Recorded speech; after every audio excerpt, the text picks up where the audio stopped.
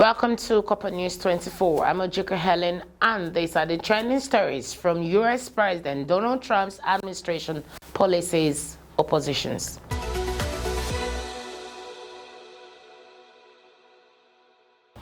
From top story, Saudi Arabia has reaffirmed its stance that it will not normalize relations with Israel without the establishment of a Palestinian state, contradicting President Donald Trump's assertion that Riyadh was not making such a demand.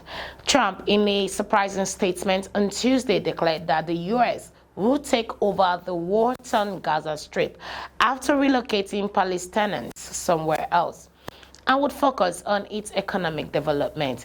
He made the remark during a joint press conference with visiting Israeli Prime Minister Benjamin Netanyahu. Saudi Arabia's foreign ministry, in a statement issued on Wednesday, which is today, strongly rejected any attempt to displace Palestinians from their land, stating that the kingdom's position on Palestinian statehood is non-negotiable. The statement further emphasized that Crown Prince Mohammed bin Salman has made Saudi Arabia's stance clear and explicit in a manner that left no room for misinterpretation. Meanwhile, Colombian President Gustavo Petro has directed state-run oil company Ecopetrol to terminate its joint venture with U.S.-owned Occidental Petroleum, citing environmental concerns tied with fracking.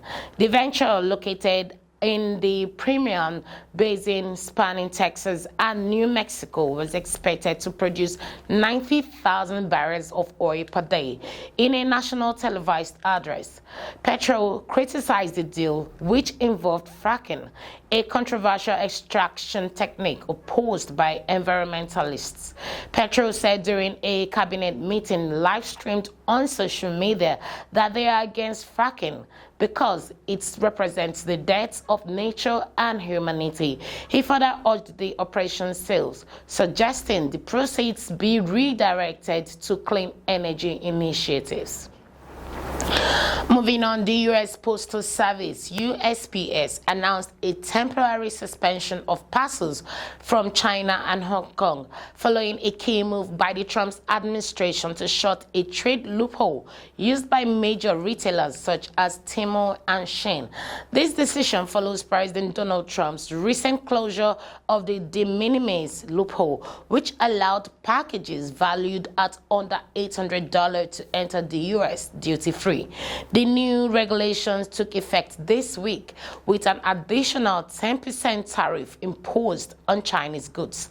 This move has significant implications for the fast fashion retailer Shein and the online dollar store Temu, both of which have seen explosive growth in the U.S. market, in part to the de minimis exception. According to a June 2023 report by the U.S. Congressional Committee on China, these two companies together accounted for more than 30% of all packages shipped to the U.S. each day under the de minimis provision.